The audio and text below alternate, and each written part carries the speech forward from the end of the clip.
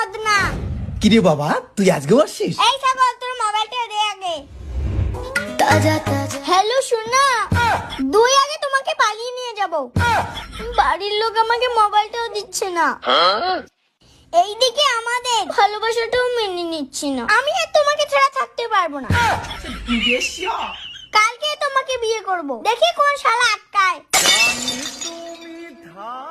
কোনো ব্যাপার দম নাই আমার কাছ থেকে তোমাকে আলাদা কর। হনুমানের বুকে যেমন রাম সীতা আছে, তেমনি আমার বুকে শুধু তুমি আছো। আমাকে কোনো ডিমান্ড দিতে লাগবে না, ফ্রিতে তোমাকে বিয়ে করব।